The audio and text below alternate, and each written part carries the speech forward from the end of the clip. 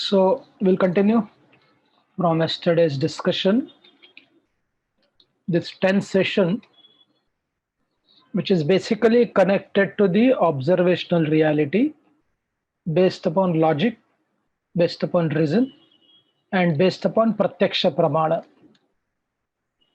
We discussed knowledge beyond senses requires faith, and knowledge within our senses requires logic and reason, and they're interconnected, right? And we also discussed about how the scientific community had to deal with their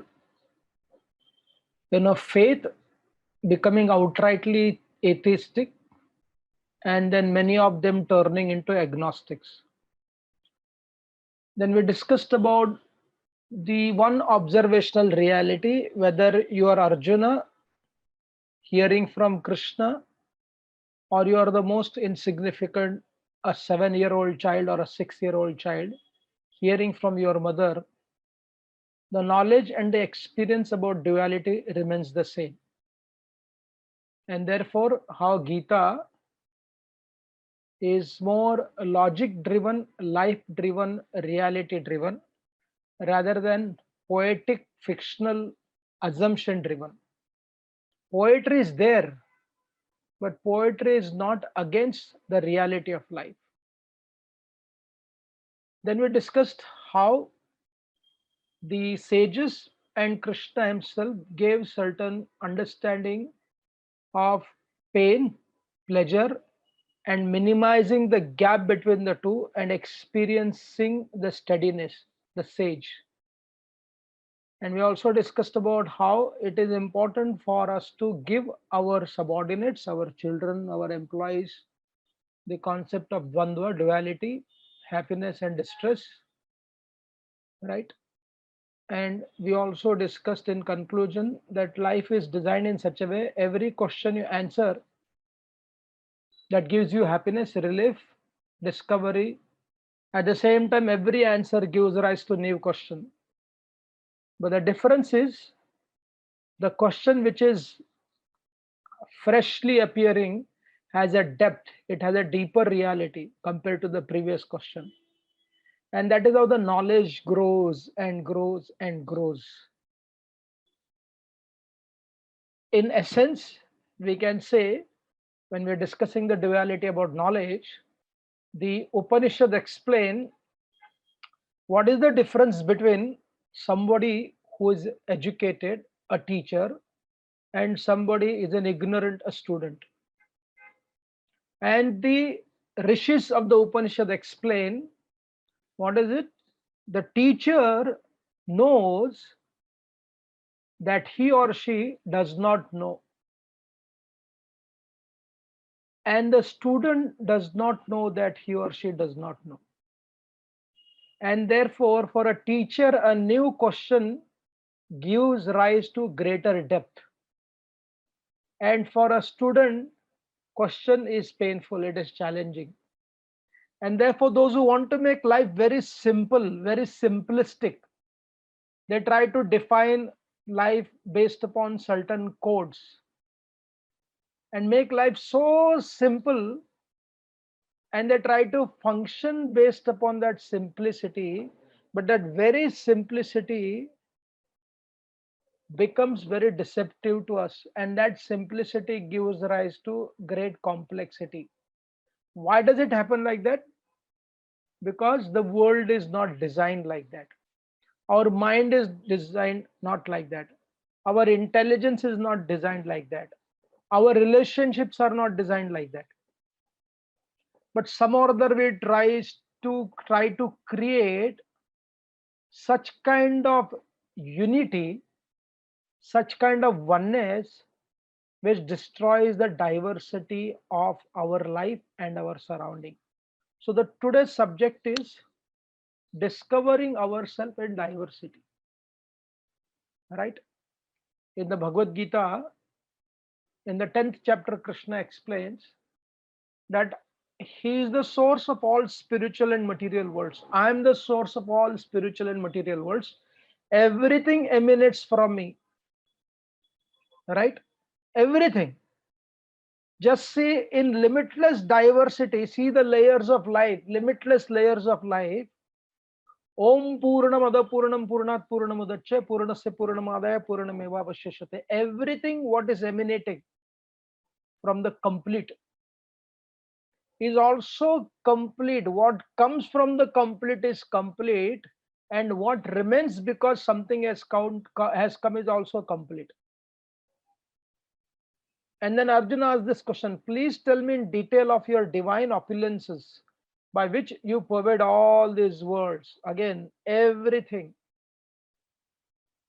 And one of the greatest tragedy as against this principle, what is it?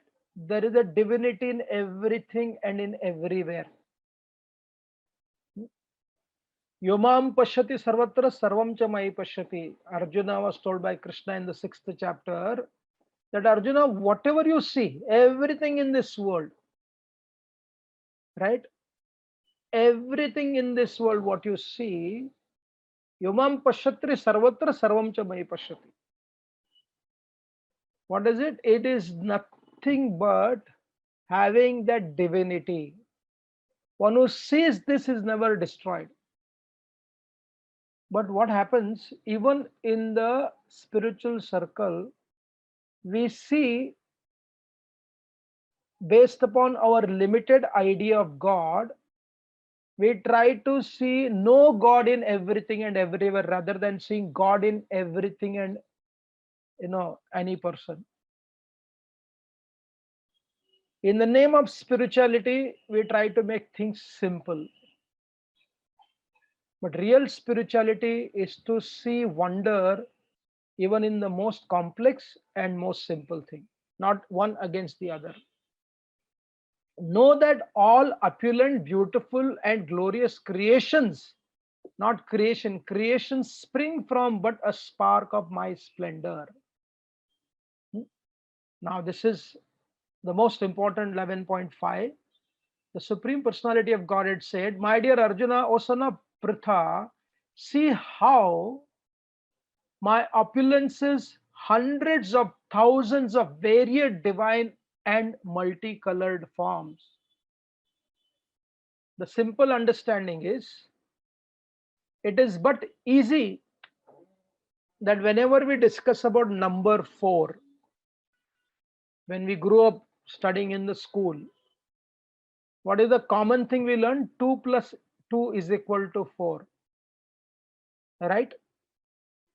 When I hear it repeatedly, not even forcefully, or I experience 2 plus 2 is equal to 4, I forget one very important principle.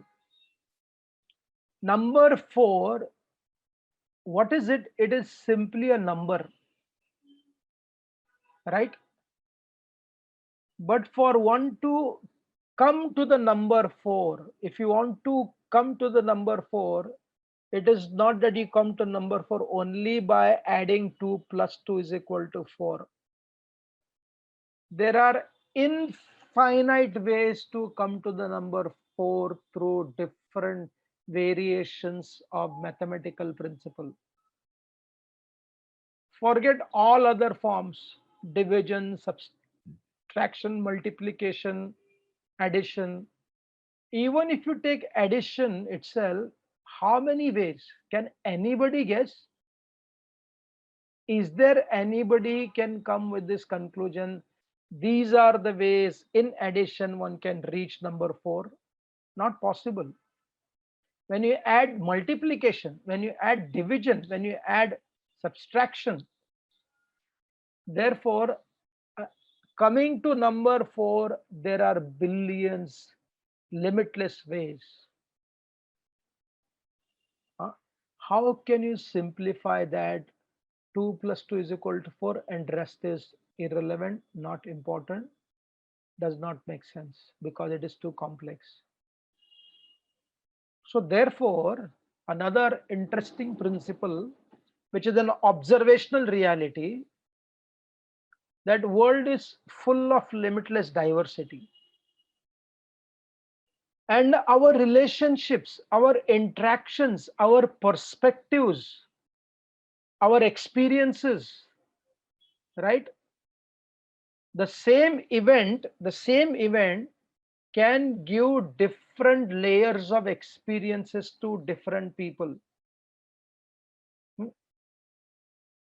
So therefore, when the child was educated in the school, the typical school which is grade centric, a typical school which is deadline centric, or a typical system which is based upon, you know, creating control through certain systems, will focus on what? Black and white concept.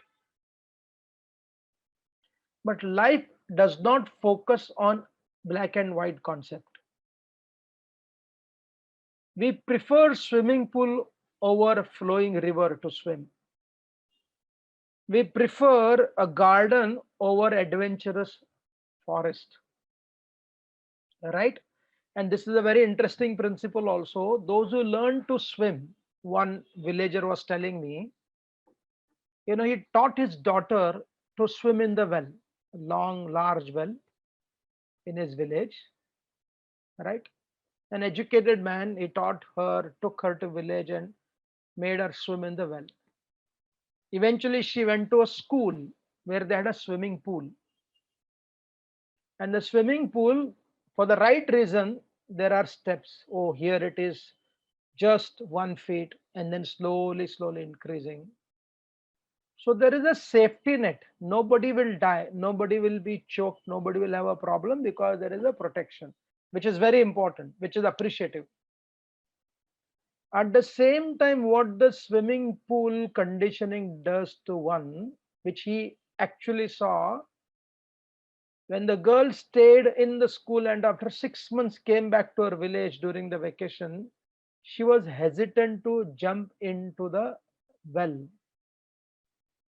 Because well, what does it do? It does not define itself about his extent of limitation.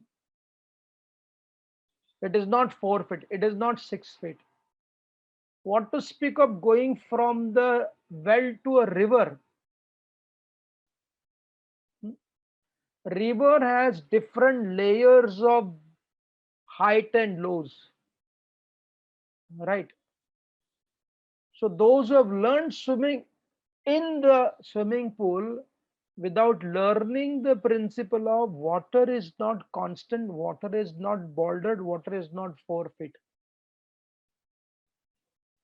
Therefore, it is explained life is not like a swimming pool, but it is like a river.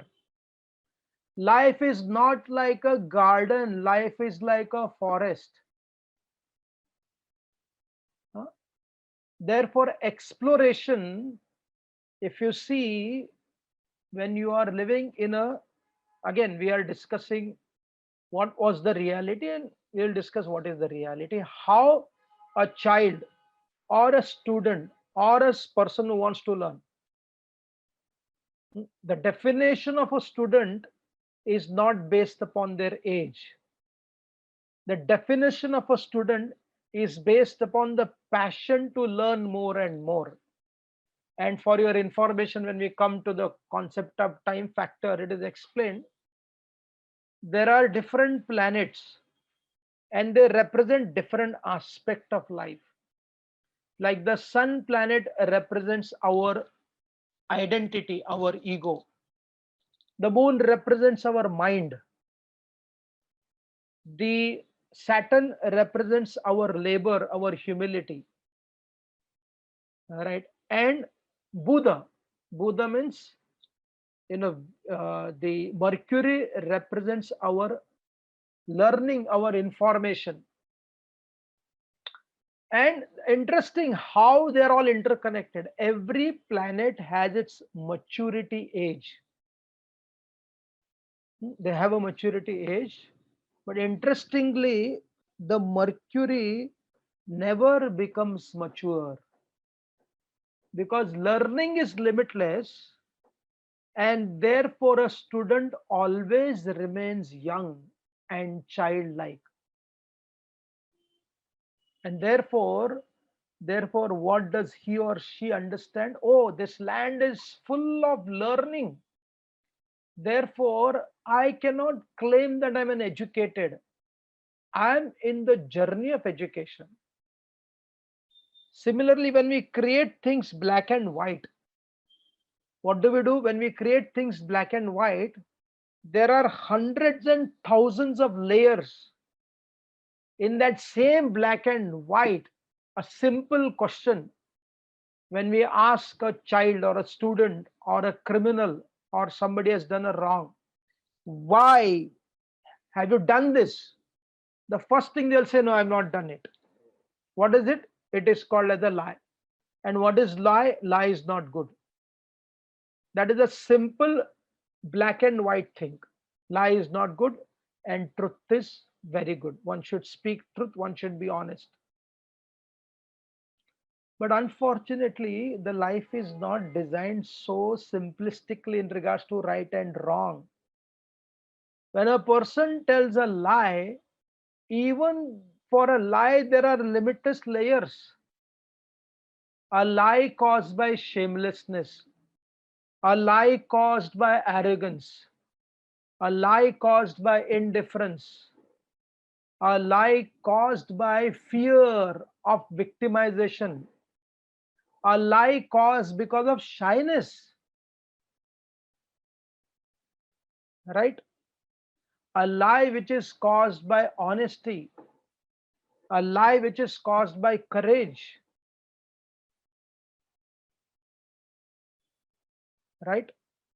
In the Mahabharata and in the Bhagavatam, when Krishna is born, who is Vasudev? Vasudev was known for keeping his words.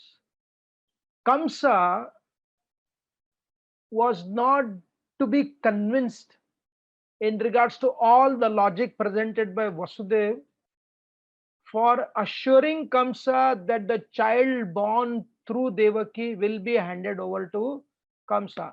He made all kinds of logical presentation, but that did not work.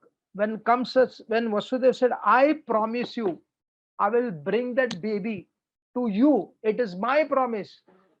And you know what happened to Kamsa? Kamsa instantly agreed. He knew the the honesty, the commitment for transparency, right? A great quality. But that same Vasudev, when Krishna was born, he was made to begin Krishna's life by cheating Kamsa and telling lie also. So therefore, it is not the act which defines whether you are good or bad. There could be a consequences for that action, just like we were discussing. The law of life is fire burns your finger, fire burns your body. It doesn't matter who you are. I give this example. Fire burns. If Radhanath Swami puts his hand in the fire, it will burn. And there is a boy called Radhanath. If he puts his hand in the fire, that will burn. One may shock, how can you give this example? One is a great teacher and one is an ordinary boy. One is a conditioned soul. It doesn't matter what kind of condition you have. You have a spiritual conditioning or a material conditioning. The power of fire is to burn. That is a law of life. But there is another law of life. What is that law of life? Diverse response for that burning. Not everybody will respond similarly because the experience of life is different from each individual, and therefore somebody will have an eureka experience of fire. Somebody will experience some kind of, you know, kind of a moment. Wow, I got to know something. I can find out, I can figure out something, right? So different people respond differently. That is called as diversity in regards to responses of the same event. So is it the law same for everybody? Law is same for everybody, but the response to the law is completely different. That is how the principle of diversity functions. There are stories in the scripture and in our real life also. Goodness, honesty, and transparency has allowed people, the other parties, to exploit them to such an extent. Then the people who are telling the truth, they question why this happened to me. I was completely honest and transparent, and why this happened to me. Problem is not the honesty. Problem is whom are you revealing the honesty to. Recently, we were discussing in one aspect of Bhagavad Gita. Arjuna had the intelligence to express his limitation to Krishna. Arjuna had the honesty and transparency to express to Krishna that I do not want to fight. And Krishna had the courage to handle the truth. Many times, many people want to tell the truth. It is not about people do not want to speak the truth. The problem is not that they don't want to. Yes, there is the problem of that. But the greater problem than speaking the truth, can I handle the truth? Do I have the capacity to handle the truth? Can I filter the truth? Can I process the truth? Does it cause a great shock to me? So therefore, a truth or a lie has many diversity in regards to how we respond. A fire has a different ways to respond. People have different ways to respond in regards to laws. People may make laws, but how do I respond? Right? So therefore, when we try to create a system where everybody has the same opinion, where everybody agrees in a large group to speak the same thing, to feel the same thing, to respond the same thing, what does it do? Unity without diversity creates North Korea. Hmm? And equality without diversity, the socialistic philosophy, the left liberal philosophy, where they talk about everybody is same, there is no difference between this person or that person, right? Nowadays they are calling motherhood as a birthing. Not everybody wants to be mother, those who give birth. So therefore, calling them, instead of calling them as a mother, everybody should call them as the process of birthing. You cannot make a rule about these things, right? So therefore, please understand, when there is a unity without diversity, it is North Korea. And limitless diversity or so-called equality, right? So what does it do? It is also very disruptive. And therefore, diversity is not divisive. Diversity is not confusing. And diversity apparently looks like complex, but it is not. I always give this example. When you go for a march past, as an army march past, now to perform that drill, right? If there is a India's Independence Day, Republic Day, there is a concept called as RD parade. And there are many, many RD parades according to which city you belong to. What is the system? When you go for the parade, march past, there is such an education and training you are given. Left, right, left, left, left, right, left. There is a unison. You know, you see that everybody putting their steps with the same rhythm, same speed. The sound is basically unified. There is no two sound. It is just one sound. It looks very impressive, but unfortunately, you cannot create an education and training for everybody to walk when they're walking naturally. In a march past, you are forced to walk like that. But life is not march past. March past is a special function once in a while for most students, and even for the army trained people, march past is not 24 hours. When they are completing their march past, then what happens? There is a limitless diversity in regards to how they eat, how they behave, what they do, that you cannot destroy. So the march past is like the diversity is like a parikrama, and artificial unity is like a march past. It is non-sustainable. It has no legacy. It looks good, but it is not real. And what is parikrama? Parikrama means I go around Govardhan, I go around Narmada, I go around Chitrakoot, I go around Vrindavan. People walk to so many places. What is it? Walking is a unity, but how fast I walk, what I think during walking, what kind of color clothes I wear, what kind of mantra that I am chanting, it differs from person to person. Now you tell which is real and which is not real. So therefore, simple right and wrong. The simple right and wrong, what we learn in our childhood, is anti-growth, it is anti-universe, and by nature it is violent. Hmm?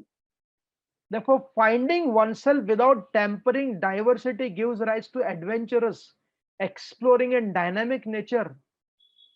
I remember listening to somebody, they said in one of the advanced country, for example, Japan, right? They created such a system, right? There is such a system wherein you don't have to explore anything. Everything is so organized. So what happened? That unity without diversity gives rise to boredom and makes people lose their creativity.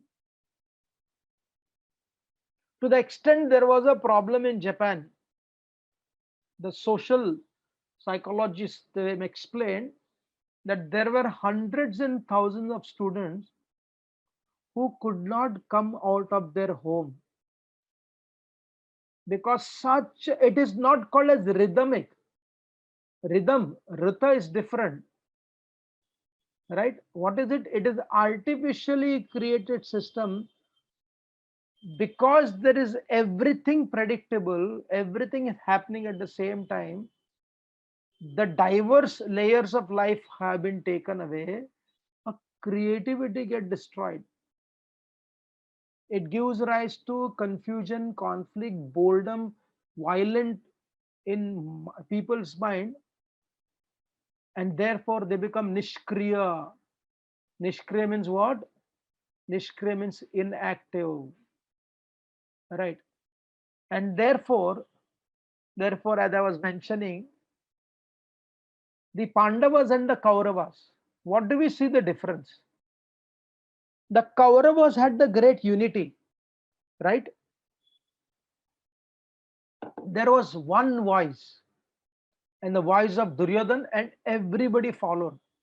How simple it is, right? If you're working in a company, you're working in a school, you're managing something, and there are 100 people under you, and they have such a clear submission to your leadership, your management. They don't speak anything, they don't say anything, just follow whatever you say. It looks impressive. It makes you feel, wow, everybody follows what I say. In fact, when Vikarna during the gambling match, rest everybody was just exploring or basically following Duryodhan blindly or consciously to agree to what he was doing against Draupadi. And Vikarna rose. He was told, you know, what is his name? Dushasana rose to bring Draupadi down.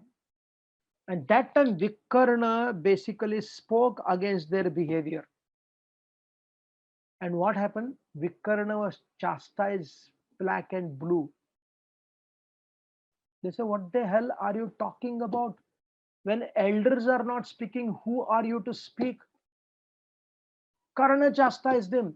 He couldn't handle that somebody from our own party has a different opinion other than the brother Duryodhan. Now, this is a great temptation for people who are running an organization. It's a great temptation for people who are running a big family. It's a great temptation for a people who are running Gram Panchayat. What is it? Everybody listens to me. I've destroyed divisiveness. They call diversity as divisiveness. They slandered diversity, calling it is anti system. They call it is anti authority. They call it is in so many ways, while they themselves consciously or unconsciously destroy different layers of perceptions, understandings, and flavors and rasa and taste. He was shot down. And you know what? Amongst the Pandavas, the Pandavas were united but not submitted, not submissive. They're united. They were respectful but not necessarily submitting their intelligence and their ideas, their opinion. Therefore, to have five Pandavas having a different mindset, different psychology, different understanding, different response, staying together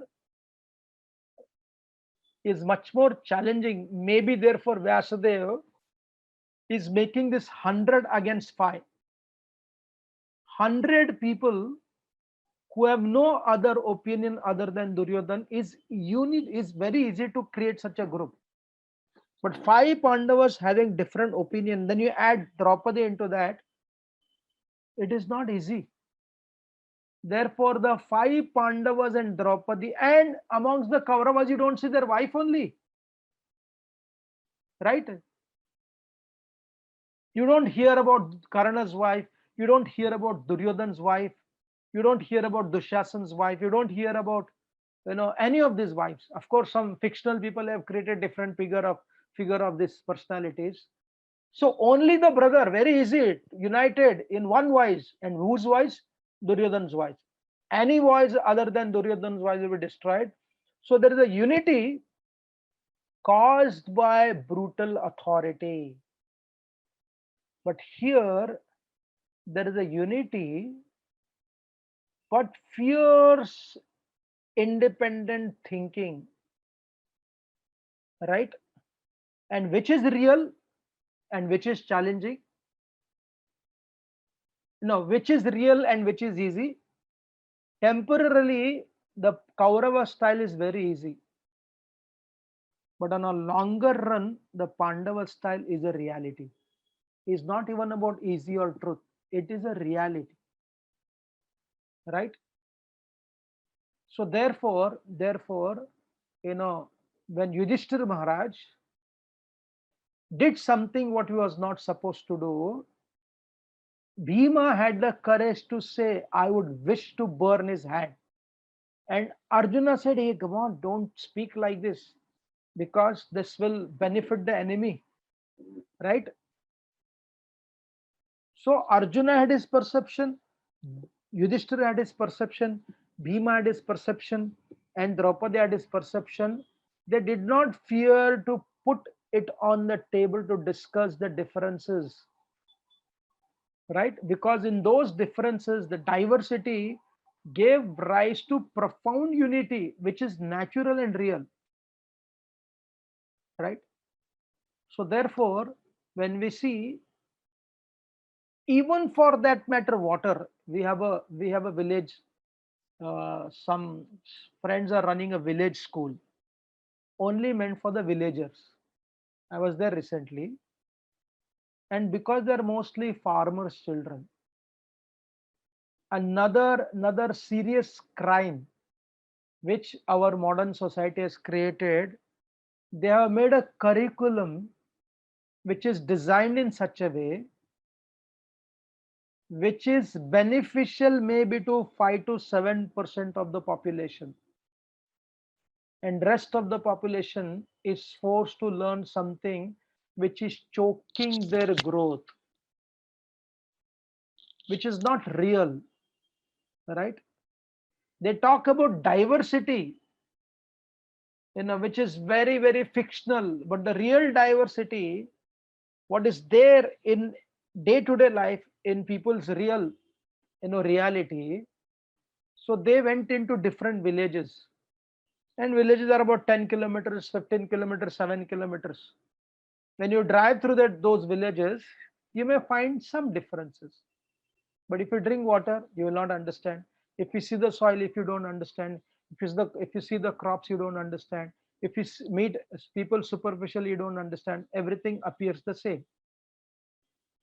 Just like when you come to a goshala, when you come to a cow place, for somebody who does not know the difference between bull and a cow, somebody who does not know where the milk comes and where the urine comes, right? So for them, they look similar. And here the coward boy is speaking to each of his cows by calling them by names, recognizes them. So even the animals, they're not animals, cow, mother cow, they look similar, whether it is Thar Parker, one type of herd, and there is other cows like Gir cows. The Gir cows look similar, but the coward boy knows the difference. Not only difference in regards to certain difference color, but their psychology also.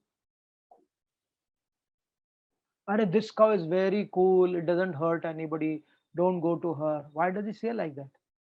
Because that man has invested in understanding the group of cows, at the same time the dynamics of each cow. When our children went to the school and studied different water, same water, but they still the water is different. I'll give simple example. I've personally seen it. A rain water, when you grow peanuts, when you grow rice, when you grow many crops from the rainwater, and after the rainwater is done, you store water from the tank or the reservoir made by government, and use that water in the same land to grow peanuts, rice, wheat, whatever. And if you have the taste bud correct, you'll find the big difference between the two. Forget that in that village, the water they used to heat up through the dry wood, right? And this teacher was teaching them the concept of combustion. Combustion, like the process of burning. It is fabulous. It is marvelous to understand. When you cook rice in a cooker, the same process cooking, or when you cook rice in a pot without the cooker, you cook a rice on a clay pot in the in the JP, the gas, and you take a pot and cook that rice in a earthen pot in the wooden fire, and sit quietly and see the difference of each, the same rice, but just different fire and different pot creates a different taste and different flavor. when there is so much of flavor in regards to language. Within one language, there are many flavors. In the same rice, there are different tastes based upon how you cook. When you heat up the water with the geyser water and water cooked in the wood, adding some neem leaves and some haldi and bathing with that water, can you imagine? We have lost all this refined layers of realities in our life. And because we have lost the refined layers of realities of life, when it comes to relationship, also we are very black and white. Very black and white, right? Again, I will share this story. When Krishna spoke to Draupadi, this is after Draupadi has been attempted to be insulted by the Kurus. So she meets Krishna in the forest. Krishna has come. He's provided her sari. Now let us take it as a story. Let us not question whether it is right or wrong. Because one may say, how can you bring this story when it is not, when we cannot prove it? Let us take it as a story at this stage because we are only dealing with observational reality. But the purpose of telling story is not to, to bring this concept of how there is a diversity of responses and how there are diversity of reactions. So what does Draupadi do when she meets Krishna? Has an outburst. She throws tantrums. She's crying tears and she speaks, hell with my husbands. What is the use of having somebody like Dharmaraj Yudhishthira Maharaj who did not protect me through his words? What is the point of having Bhima? He had his mace, powerful mace, he could have struck, but he didn't come to my aid. धिक्कार है अर्जुन और अर्जुन के गांडीव को. Hell with Arjuna and Arjuna's Gandiv. He's talking about destroying so many demigods and rakshasas, but what did he do? And Nakul, Sahadev, useless fellows. And then she turns to Krishna and she said, Krishna, what about you? You should have protected me for 4 reasons. Because I was helpless.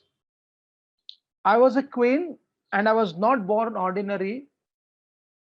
And I'm your friend. These were the 4 reasons you should have protected me. Why you did not protect me? What is the story? Krishna did protect. What is the culture? You don't question your superiors, especially God. And what is Krishna's response? Krishna responded differently based upon what is the situation for the same action, a same reaction of people like Draupadi.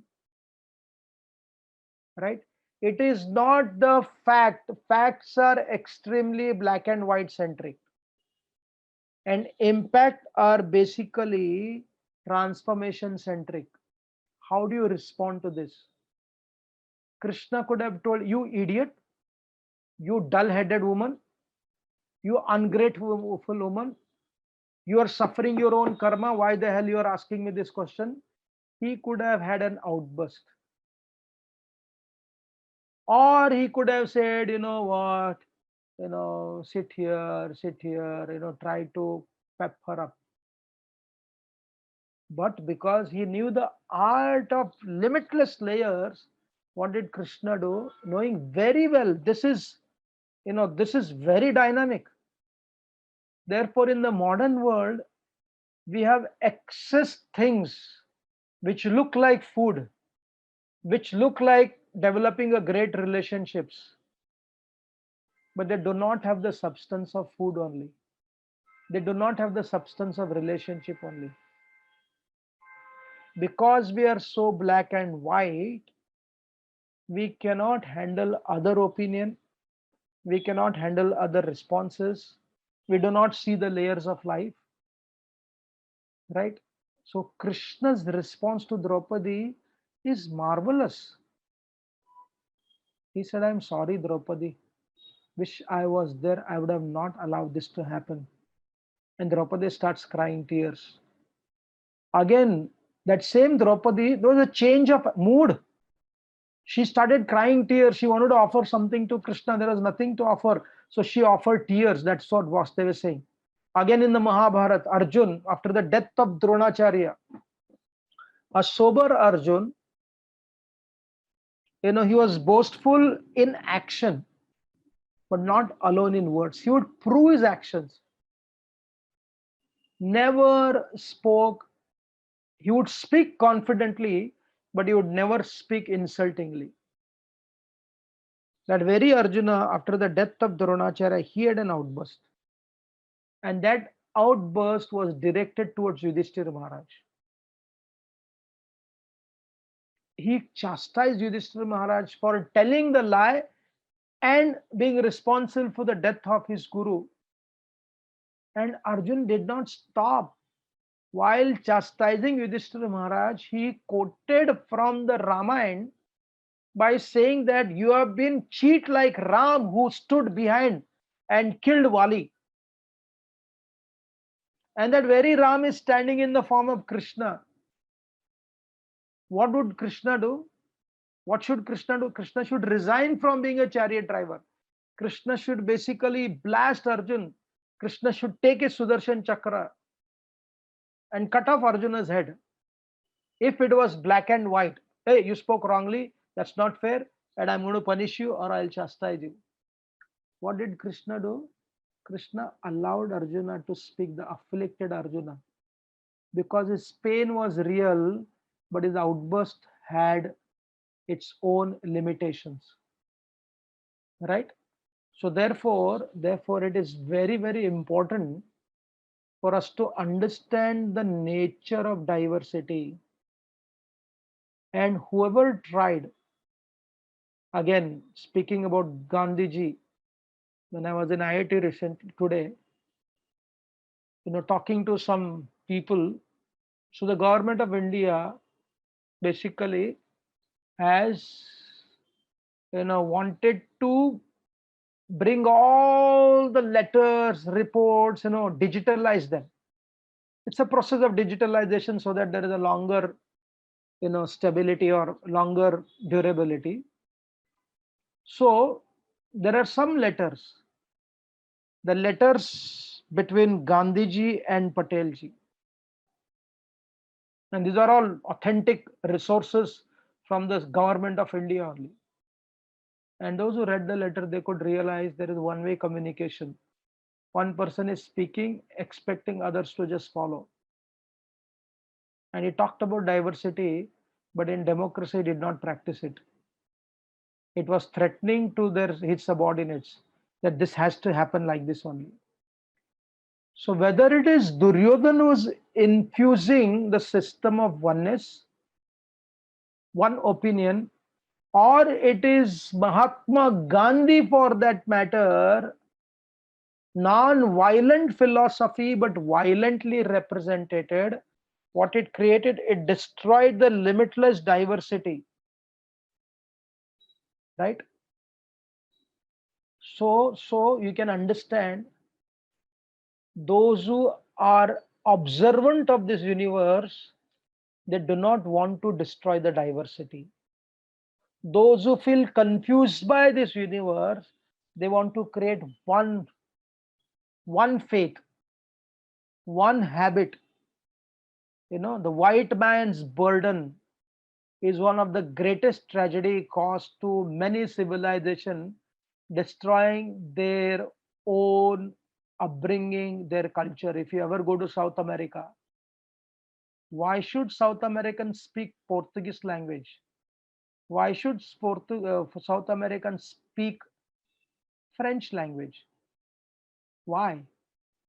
They don't. They only speak these languages because the crusaders, the colonizers, they had a high responsibility of making people civilized. And what is civilization means? Civilization means creating them in their own vision and idea. The language was destroyed, their tradition was destroyed, their identity was destroyed. They were given a one faith with the hope that they will change. What is with South America, you can see. Right? But Sanatan Dharma is not connected to one person's idea. Dharma, what does Dharma demands? Dharma doesn't demand, Dharma says everyone, whatever opinion you have, you can manage, you can speak about it.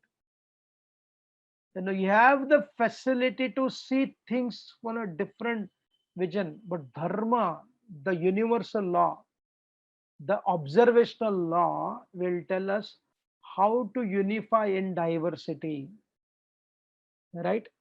The simple principle in relationship of diversity.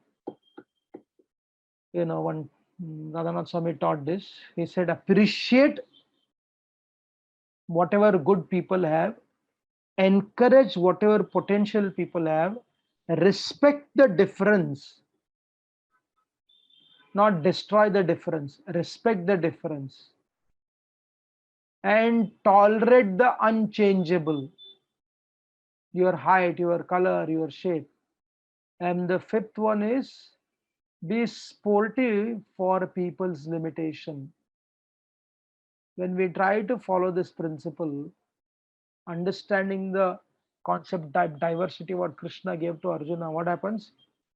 When we can see everything in God and everything, when we can see everything in God and God in everything, right? This is 6.30, very interesting, very important. When we can see everything in God and God in everything, that is the 10th chapter of Bhagavad Gita and 11th chapter of Bhagavad Gita. What is 11th? What is 10th chapter? Seeing God in everything. That is 10th chapter. And what is 11th chapter?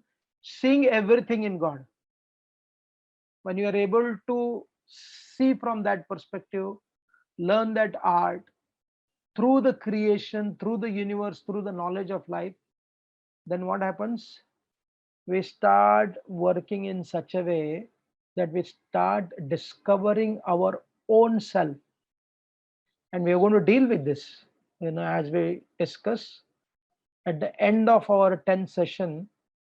What we are looking is to recognize, at least understand that I have to recognize myself, stand with myself, respect myself, facilitate myself's growth without destroying the diversity and creating a fantastic uniformity within that diversity rather than creating artificial equality. Thank you very much. And if you have any questions, we can take a question. Thank you very much, Prabhuji. Life is truly a diverse place, much like a jungle, much like a parikrama with diverse experiences. We'd like to invite questions at this point in time. So before we get some questions, I'll just check in the chat box if there's a question.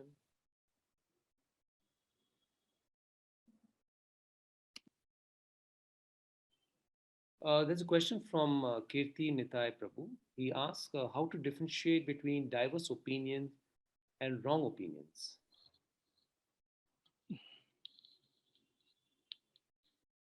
Again, it is all based upon different situations, right? Because again, it cannot be explained what is wrong opinion, what is diverse opinion, unless there is a situation. And again, unless we have invested our time and energy to understand that situation, right? Because the tendency either to become liberal to such an extent, call everything as a diverse opinion, or call everything as a wrong opinion. And there is a great deal of psychological upbringing in this regard. The traditional people, without the understanding of the modern context, can call diversity as wrong opinion.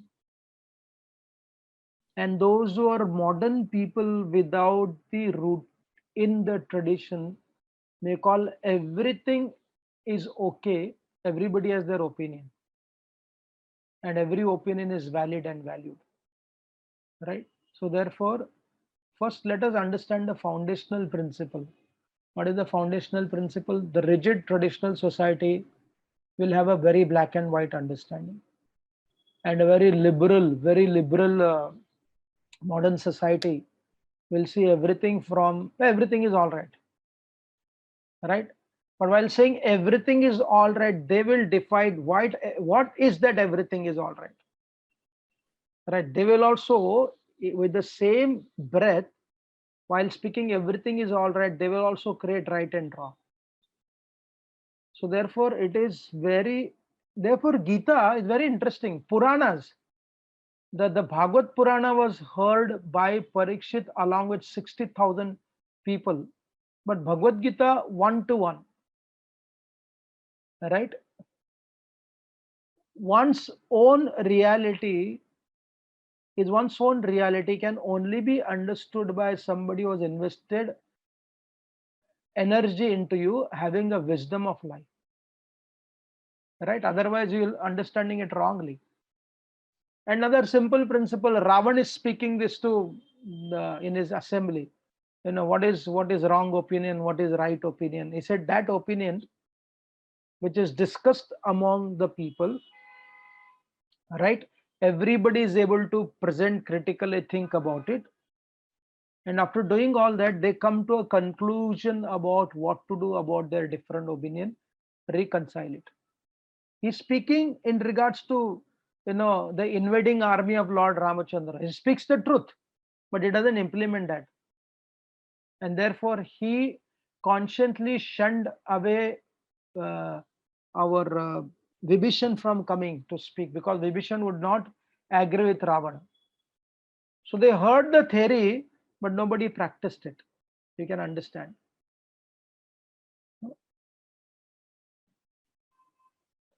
Thank you, Prabhuji. Prabhuji, just a related question. When it comes to taking decisions on your own, like Vasudev had to lie when Krishna was born, uh, how does one decide what should be the right thing at that moment? See again, uh, the right and wrong in regards to world. Like if you are killing somebody or killing many people in the name of religion, then it is causing violence to larger number of people, creating fear in the greater number of people, making you desensitized in regards to your surrounding. It is not only wrong, it is a crime. It is not only a crime, it is a civilizational destruction, like many people do like that, right? Many civilization did like that. That's absolute wrong. When it comes to company or an institution, organization, right? Then again there is a group where it is again more system centric, transparency centric, very clear. But when it comes to your own self, you have to make a decision where you are basically processing within your heart and in your consciousness, in your mind, and apparently from the outside perspective it may be wrong, but from inside perspective there is a right reason for justification. And you may not express it to others, but you are able to convince yourself. One may say, but how do I know whether it is right or wrong? You don't need to, others don't need to.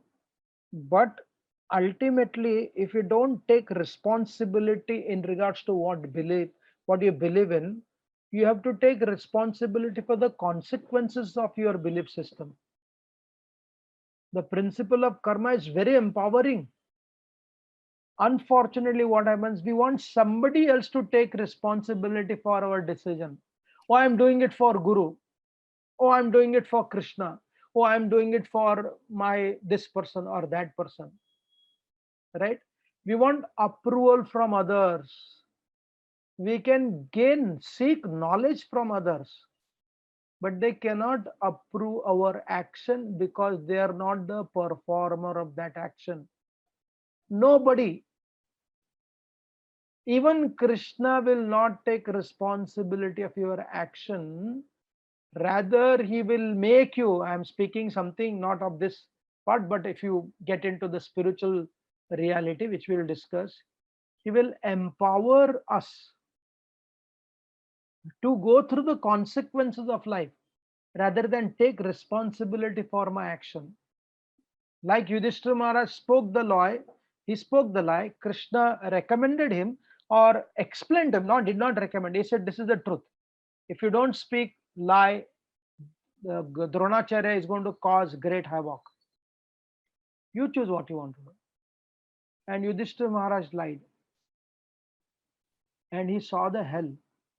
He didn't ask Krishna, "Why the hell I saw the hell? Because you told me to lie, and how is not that you're taking the responsibility?"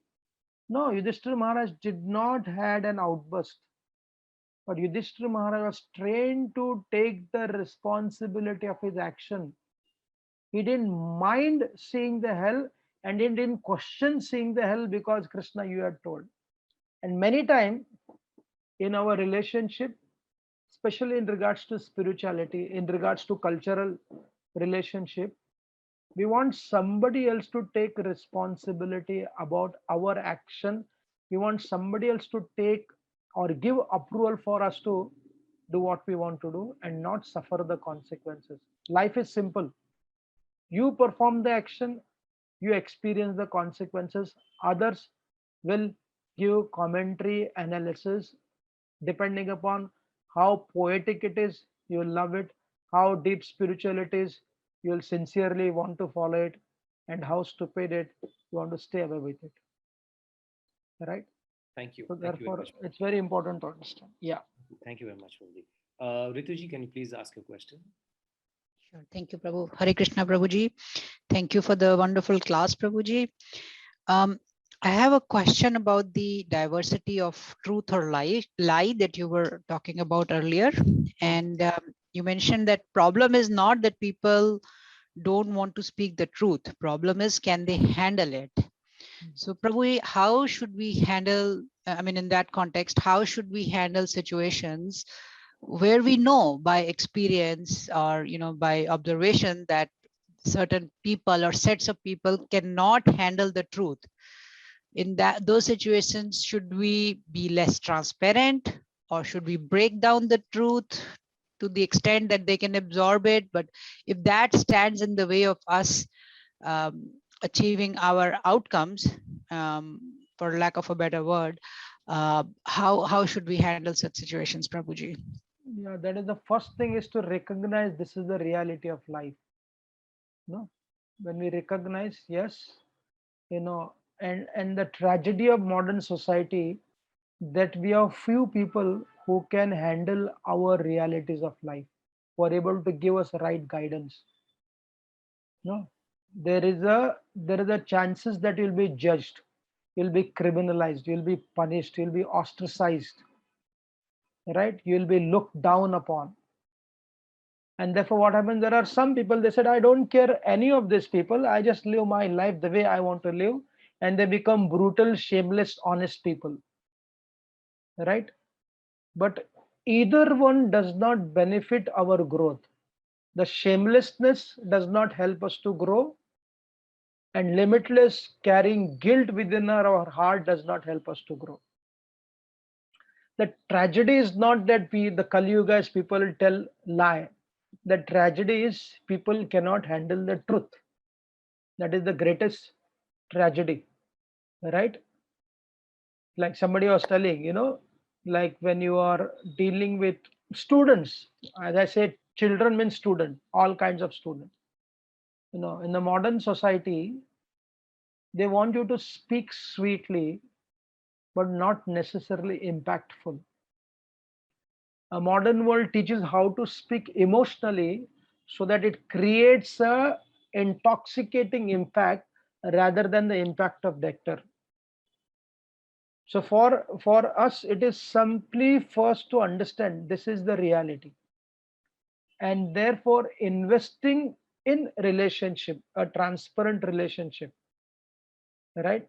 People, the teachers don't have time for the students beyond teaching them their subject and moving out. The parents don't have the time other than giving them their fees, collecting money to get that much of money so that their child will go to this college, that college, depending on how much money you have, you can choose which college you can go, right? And unfortunately, even the spiritual teachers don't have time for their students, other than bringing them to the order of spirituality. There is no time. So then what happens? Then you carry this burden, but you can't carry that burden long. So what happens? You end up speaking to wrong people. And when you speak to the wrong people, they may be honest, they may not expose your limitations, but they may not give a right guidance to you in regards to what they have heard. They may be shocked and give a very concern for you, they have a caring nature for you, but their advice may not work. So I'm saying, let's first understand this is a reality. And therefore the the real human existence, I'm not talking traditional world or modern world, at the end of the day, what they look for, investment of relationship. When there is an investment, and especially between the student and the teacher, between the spouse, no, and what to speak of, our investment in regards to a living entity with the creation, a living entity with the creator, right? So therefore in the Mahabharata it is explained that when you do not have a facility to express, then you develop a ulcer within your intestine. क्योंकि आपको बोलना है, you want to speak, but there is nobody to hear. It's a very a serious situation, and therefore we need to have at least one or two people who study Gita with us, understand the concept of Bhagavad Gita. And Gita is not, it is not a religious book, it is not a book for faith, it is book for logic, relationship, deeper understanding, how the world functions, how the creation functions, how the element functions, how those functioning element impact our mind, our intelligence, our consciousness, right? So therefore it is easy to talk to God. You can sit in front of God and speak, right, in front of the deities, but still there is a deception in that, because you don't hear the response from God, because you are not so advanced. All of us, we are not advanced. So therefore one who experiences the divinity in relationship, a deeper relationship where there is a courage and confidence that I will not be judged. And when they give back to you with great conviction, confidence, there could be a outburst, there could be a anger, there could be a compassion, there could be a kindness. All these emotions do not matter so much. What matters is the belief system that they will not break their relationship with me. Then the outburst, then the anger, then the frustration is short time bound. But the foundation of unbroken relationship is a constitution, or it's a longer reality. Therefore what I found in my interaction with people is that what people need more is ability to handle people's truth and respond in a very responsible way, not agree to their nonsense if it is a nonsense, or not, you know mm, kind of get shocked because of their this thing. Therefore Krishna, again, the best part, when Arjuna expressed his heart to Krishna, Krishna should have cursed Arjuna if he was a reactive leader, because dharma establishment was his call, and Arjuna was discovered for that since many years. And the discovered person at this stage saying that I don't want to fight, giving so many reasons, right? And when Arjuna ultimately said, I don't want to fight Krishna, what a response. So therefore, the best example, wherever we find, Arjuna should be appreciated for speaking the truth, but Krishna should be appreciated in one sense for handling the truth. Let us congratulate those people who have found out people where they can speak the truth, and there are people who can handle the truth. No, again, sometime I was discussing in the school why children lie, why children like adult lie, because they've experienced that truth is punished. Truth is basically minimize your identity. Truth humiliates you. Truth ostracizes you. Truth does not reward you. Truth does not purify you. Because when the mother says, Beta, tell the truth. So when you tell the truth, you get a slap. When you tell the truth, you get bad words. So the child unconsciously or consciously makes this belief system: telling truth is not profitable, telling truth is not very good feeling, telling truth has a bad consequences. Better let me process myself by filtering the truth, making it almost like a lie. And that is not only a child, that becomes the civilizational reality, that becomes the community reality, right? So therefore, satya, truth, all these things are important when we have people to handle them. So therefore, let us learn at least this concept in regards to dealing with ourselves and others who are in our life. Thank you, Any Prabhuji. Till such time that we have to wait for the person to develop the capacity to deal with the truth. Maybe we need to learn to deal with the truth ourselves and live with it. We have a question from Krishna Sundar Prabhuji. He would like to ask. Yes. Hare Krishna Prabhuji. Dhanapran. When you give examples from Mahabharata, like they are very good, and examples are matching when we compare to the like Mahatma Gandhi or other examples. But when we come to our own lives, sometimes the same Mahabharata has contradicting examples, and we don't know what to choose. As you said, we have to own the responsibility, whatever we choose. But we always want to choose the one which is best, one which we have to actually choose. But without proper knowledge, now you are giving knowledge, but still, when we do apply on our real life, the other stories or other things, we don't know what to choose. So how to act? Still, there is responsibility, but we still want to do the correct thing rather than owning responsibility and getting bad reactions or any other things like that. Therefore, we don't choose the stories. We choose the principle behind the story. Because if you choose the story, you are becoming an imitator, and that will cause a great consequences. You know, it is not the story. It is the principle behind the story. It is not, oh, let me lie. It doesn't work like that. What was the principle behind lying? Mahabharata is not story centric. Mahabharata is, or Ramayana or Bhagavatam, whichever grantha you take, they are using the story to teach us certain principles in life. So when we develop those principles, just like your mother tongue, you don't need to think about speaking your mother tongue, especially when you talk to your mother, your father, and wherever you have spoken your mother tongue, it comes naturally. So this becomes our psychology, applying principle in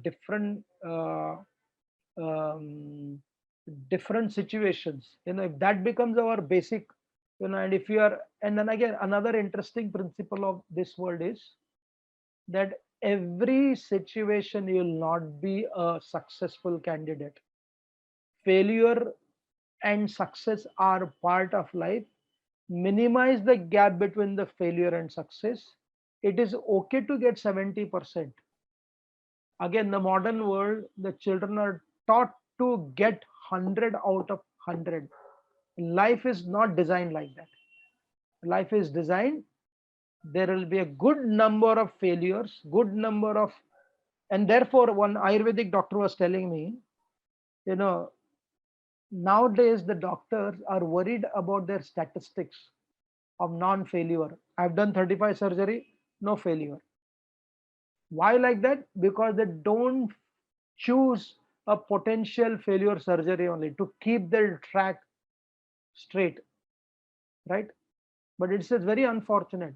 But what the medicine teaches, the science of medicine teaches, it doesn't matter whether you fail or not, you try your best to protect the patient.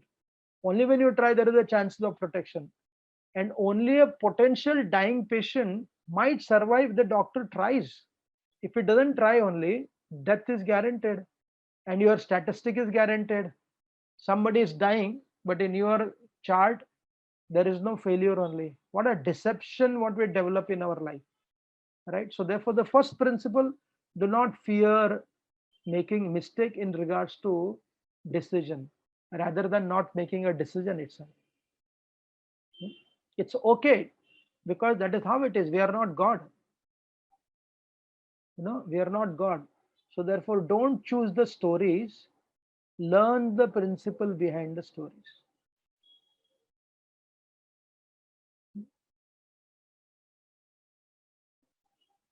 Thank you, Prabhuji. Prabhuji, can you elaborate on the five principles which His Holiness Radhanath Swami Maharaj has spoken about? Yes, he said of first is appreciate the good what you experience from yourself and others also. I'm adding yourself also. Learn to appreciate your own self also. Many times I ask people who are going through little challenges in their life, they start believing that they're good for nothing. There is nothing good in them. They're absolutely a burden to themselves and to their family. And you actually ask them to write five good things about them, their pen doesn't move forward only. It takes long time. And if you talk to a shameless politician, oh my God, they will create a lie, right? When they create a lie, but at least you realize these people are, they have no psychological problem. They're not depressed. They can make other depressed because of their lies, right? We don't want to go to that extent. So therefore, learn to appreciate now the good what you have experienced.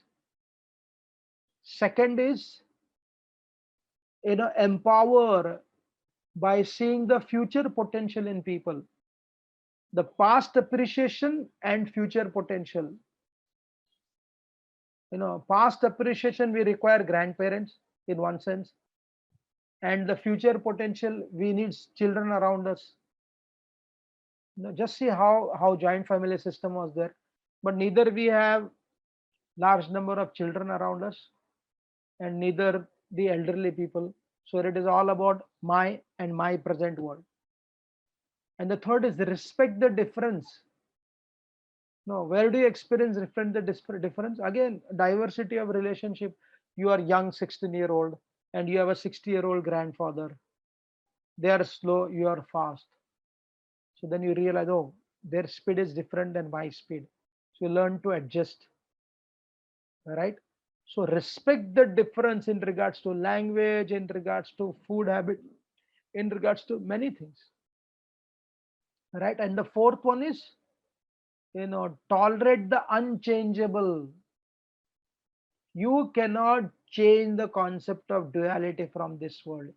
You cannot change the concept of diversity from this world. You can't change your color of the skin. You can't change, the height of your body, right? And there are many other things which you cannot tolerate them. And fifth is be sportive about something where people you find making mistakes, help them to move forward along with yourself. Whatever is needed to be done should be done, but without playing the same story repeatedly again and again forever. Somebody asked this question of law of attraction, the secret documentary and thought of destination. Again, if you understand the teachings of Gita, it is very simple. You are full of knowledge, full of bliss, full of eternality as a constitutional identity. So even those negatives are simply circumstantial reality. I was telling somebody today, pain, our limitation is our circumstantial truth. Our happiness, our stability is our constitutional identity. And we will discuss that when it comes. When we discuss the time factor, very interesting concept of time factor in regards to events of life. Events of life are not life in itself.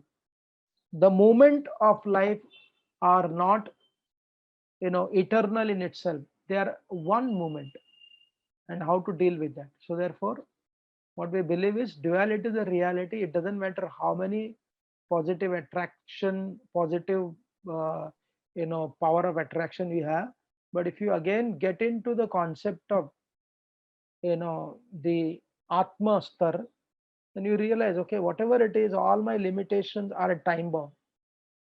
They are bound to go away. So if that foundational principle is there, then you'll have the capacity to handle your limitation. Thank you, Prabhuji. Can we take some more questions? One or two, yeah.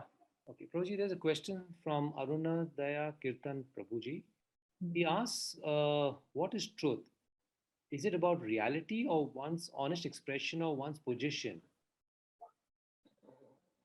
See, truth are both. Like fire is a truth, so it will burn. And expression is how you feel about it. No? When I put my finger or accidentally it burns, and I imitate the response of a more elevated soul. A more elevated soul is not claiming that his finger is not burned, I'm not feeling the pain.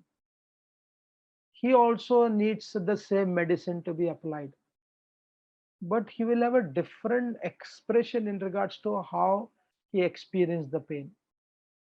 And when I hear his expression, I try to imitate without expressing what I actually go through.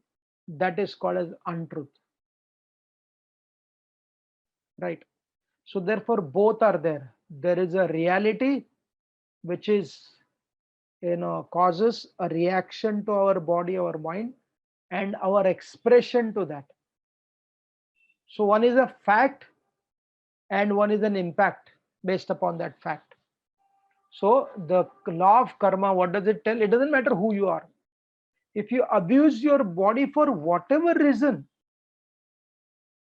for a soldier abusing the body, waiting in the border, serving the country, 18 hours a day, great. They're burning their body. There is a consequences that the body will start falling apart. Right? Or for a spiritual teacher in the name of serving people, he abuses his or her body 18 hours, 19 hours, breaking all the rules of life. There will be consequences, doesn't matter why you did it. So Prakriti is neutral in regards to who you are. But the perception, the response to that will differ from one person to others. Therefore, truth is both satya on a superficial platform is gross reality, and truth is also respond to that reality. So both is required. Thank you, Prabhuji. There is a question from Arvind Ji, who took some subjects in college due to social pressure, but was not happy with the profession which led to it. His question is, how do I identify my own nature um, and free from which is not conforming to social pressures or expectations? Again, there is a again simple logic, facts and feeling.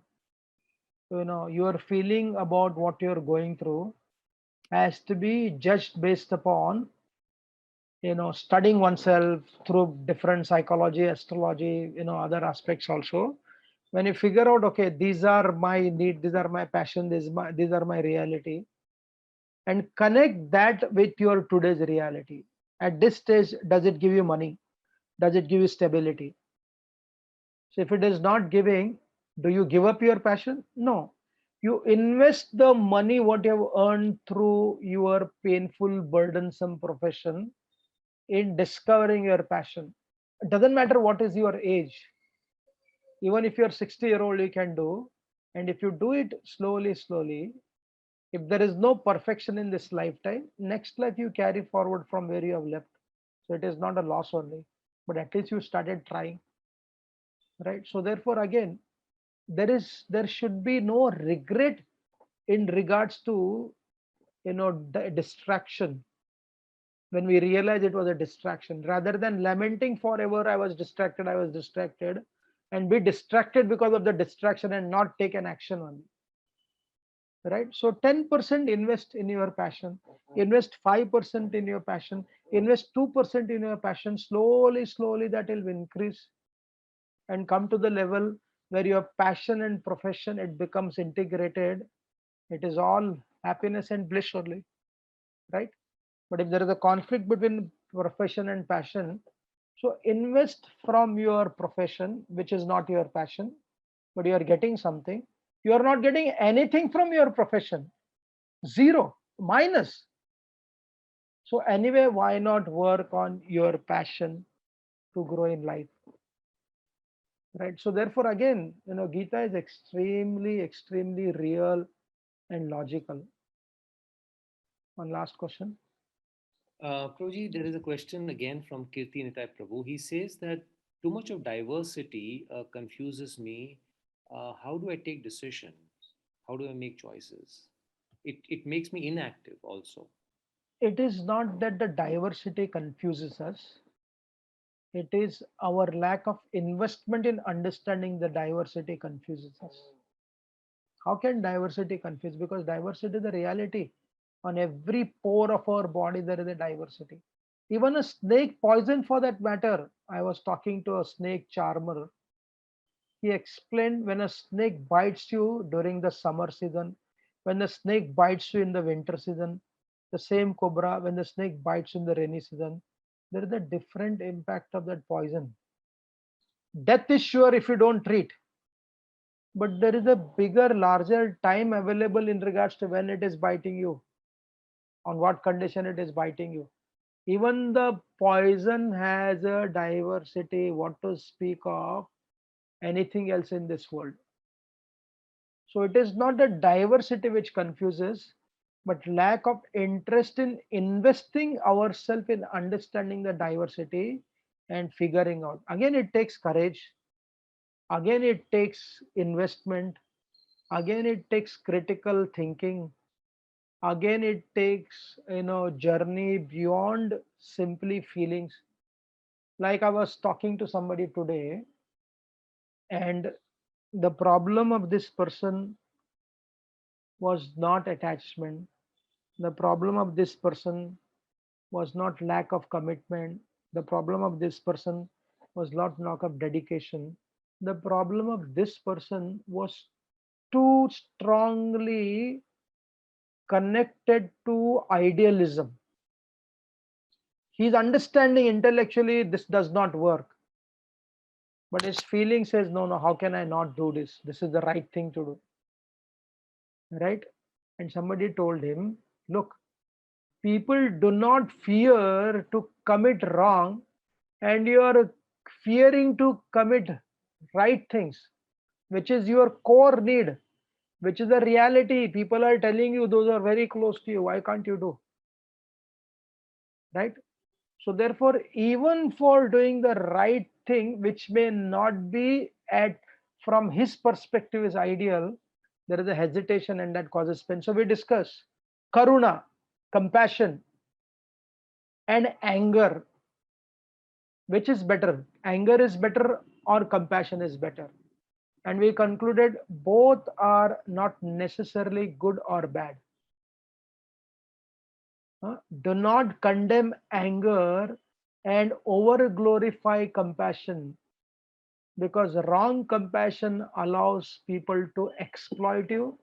Wrong compassion allows people to be pampered. Wrong compassion allows people, forget wrong, compassion allows people to exploit and take you for granted. So, in the name of compassion, you might be giving poison. And in the name of poison of anger, you might be giving a nectar. And if you are not willing to invest in understanding different diversities of life, and however simplified things are made to you, it will cause still more challenges and difficulties. So at least 5%, 2%, 3%, our baby step has to be there to learn to experience the truth. No? So when we learn to experience the truth, then appears from that journey the beautiful sound, depending upon whom you are worshipping. The sound of Krishna's flute might come, or sound of Lord Shiva's damuru might come, right? So that is afterwards. But the foundational principle, that can I learn the art of dealing with truth? And you don't need people around you, your own self. You know, uh, we will discuss that about astrology and psychology in our karma or time bound class. So we'll stop here. Thank you for your kind attention, and we will meet coming Saturday.